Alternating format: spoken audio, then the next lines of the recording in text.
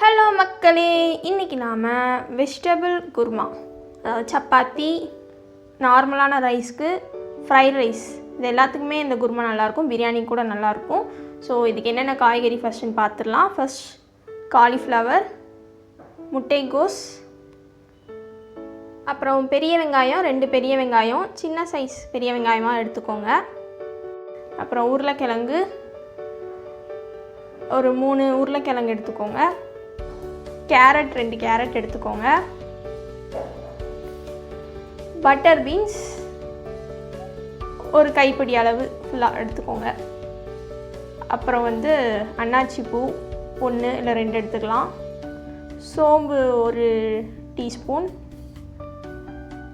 அப்புறம் பிரியாணி இலை 1 இல்லை 2 போட்டுக்கலாம். கிராம்பு ஒரு 4-5 கிராம்பு எடுத்துக்கோங்க.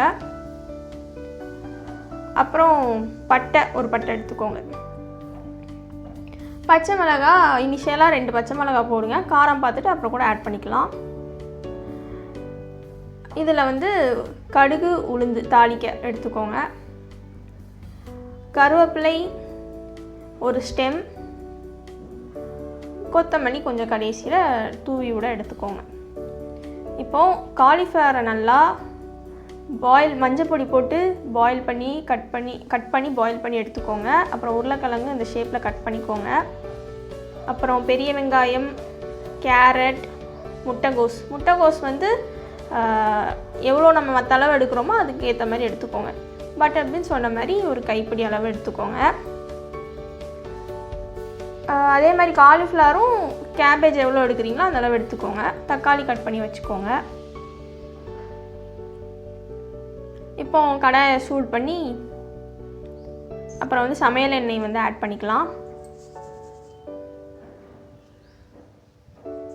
எண்ணெய் நல்லா காயட்டும். காஞ்சதும் கடுகு உளுந்து போடுங்க. கடுகு வெடிக்கணும்.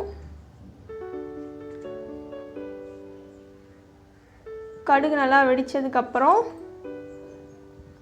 சோம்பு ஆட் பண்ணிக்கலாம்.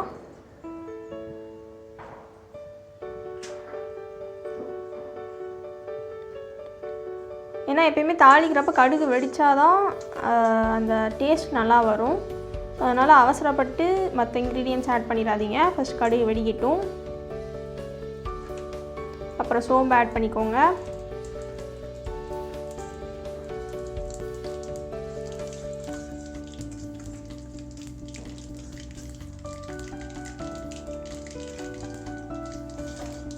சோம்பு கொஞ்சம் நேரம் வதங்கட்டும்.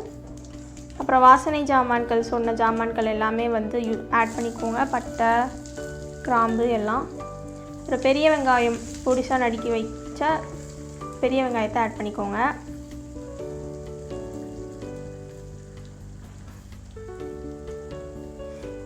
நல்லா வதக்கணும்.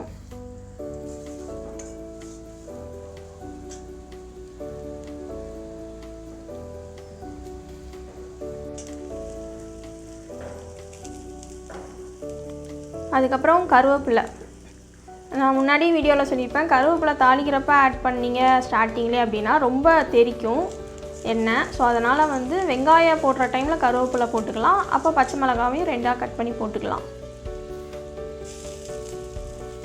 நல்லா வதங்கணும்.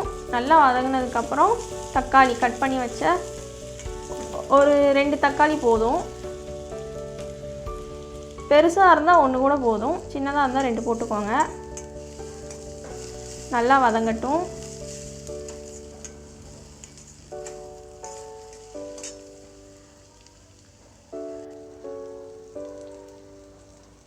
இப்போ பூண்டு பொடிசாக நறுக்கி வச்ச பூண்டு ஆட் பண்ணிக்கலாம்.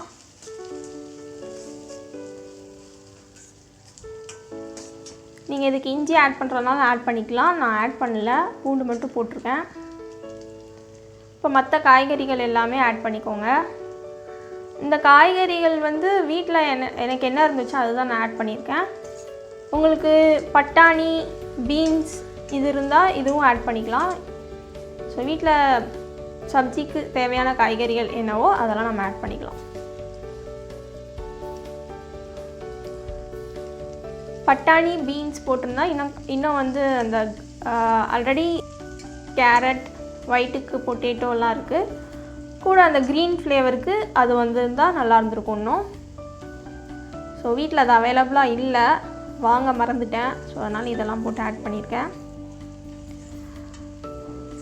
நம்ம ஆல்ரெடி காலிஃப்ளவரை பாயில் பண்ணி மஞ்சள் பொடி போட்டு பாயில் பண்ணி வச்சிட்டோம் சரியா. ஸோ அதனால் அது லேட்டாக ஆட் பண்ணிக்கலாம். ஃபஸ்ட்டே ஆட் பண்ணிங்கன்னா அதெல்லாம் உதிர்ந்துடும். அது ஆல்ரெடி பாயில் ஆனதுனால அதுக்கப்புறம் கூட நம்ம பொடி போடுற டைமில் கூட ஆட் பண்ணிக்கலாம். ஸோ மற்ற காய்கறிலாம் நல்லா குக் ஆகட்டும். அப்புறம் காலிஃப்ளவர் இப்போயே ஆட் பண்ணிட்டோன்னா ரொம்ப ஓவர் குக் ஆகிடும். இப்போ வீட்டில் இருக்கிற சமையல் பொடி ஒரு 4-5 ஸ்பூன் ஆட் பண்ணிக்கோங்க. இப்போ பச்சை மிளகாய் 2 பச்சை மிளகாய் போட்டிங்கன்னா 4-5 ஸ்பூன் ஆட் பண்ணிக்கோங்க. பச்சை மிளகாய் மட்டும் நிறையா போடுறீங்கன்னா அதுக்கேற்ற மாதிரி காரம் பார்த்துட்டு இந்த பொடி ஆட் பண்ணிக்கோங்க. இது கலர் குசராக தான் நம்ம ஆட் பண்ணுறோம். இல்லை எனக்கு கலராக வேணாம், பச்சை மிளகாய் மட்டும் போட்டு செய்கிறேன்னா அதுவும் நல்லா தான் இருக்கும். பொடி போடாமலும் செய்யலாம். மறக்காமல் உப்பு ஆட் பண்ணிக்கோங்க. அப்புறம் தேவையான அந்த காய்கறி எல்லாம் குக்கார அளவுக்கு தேவையான அளவு தண்ணி ஊற்றி குக் பண்ண வைங்க. நல்லா கலக்கி விடுங்க. எல்லா காயுமே ஈவனாக குக் ஆகணும். ஸோ மூடி வச்சு குக் பண்ணுங்கள். ஃபஸ்ட்டு நல்லா கலக்கி விட்டுட்டு நல்லா குக் ஆனதுக்கப்புறம் கொதிக்கணும். குழம்பு கொதித்ததுக்கப்புறம் கொஞ்ச நேரம் மூடி வச்சு குக் பண்ணுங்கள் சிம் பண்ணி. அதுக்கப்புறம் தேங்காய் அரைச்சி வச்சுக்கோங்க. தேங்காய் கூட சும்மா ஒரு 15 சின்ன சில் தேங்காய் அரைச்சி அது கூட நீங்கள் முந்திரி பருப்பு போட்டு கூட அரைச்சிக்கலாம். ஒரு 10 முந்திரி பருப்பு. ஸோ அதை அரைச்சி ஊற்றி மறுபடியும் கொஞ்சம் ஒரு 10 நிமிஷம் கொதிக்க விடுங்க. தேங்காய் அரைச்சி ஊற்றுறது எப்போ ஆட் பண்ணால் நீங்கள் பொடி போடுறீங்கன்னு வச்சுக்கோங்க. பொடி போட்டு நல்லா கொதித்ததுக்கப்புறம் சிம் பண்ணி ஒரு 10 நிமிஷமாவது கொதிக்க விடணும். அதுக்கப்புறம் தான் நீங்கள் தேங்காய் அரைச்சி ஊற்றணும். அப்போ தான் அந்த கார ஸ்மெல் இருக்காது. இல்லைனா கார ஸ்மெல் நிறையா இருக்கும். நம்ம சாப்பிட்றப்ப அந்த கார ஸ்மெல் தெரியும். தேங்காய் அரைச்சி ஊற்றி ஒரு 5 நிமிஷம் 10 நிமிஷம் திரும்ப கொதிக்க விடுங்க. நல்லா கொதிக்கட்டும். இதோட அரோமா பார்த்திங்கன்னா ரொம்பவே நல்லாயிருக்கும். நம்ம பூரிக்கும் வச்சு சாப்பிட்லாம், சூப்பராக இருக்கும். பூரி, சப்பாத்தி, பராத்தா, ஃபுல்கா, ரொட்டி, நார்த் இண்டியன் டிஷ் எல்லாத்துக்குமே ரொட்டிஸ் எல்லாத்துக்குமே நல்லாயிருக்கும். அது போக சாதத்துக்கும் நல்லா பரட்டி சாப்பிட்லாம். ஏன்னா நம்ம சாதத்துக்குனா இந்த தண்ணி கன்சிஸ்டன்சி அளவுக்கு எடுத்துருங்க.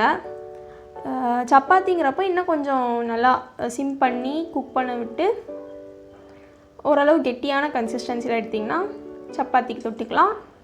சாதத்துக்கு தான் இந்த மாதிரி ஒரு தண்ணியான ஓரளவு கொலன்னு எடுத்துருங்க. கடைசியில் கொத்தமல்லி தூவி விட்டுக்கோங்க.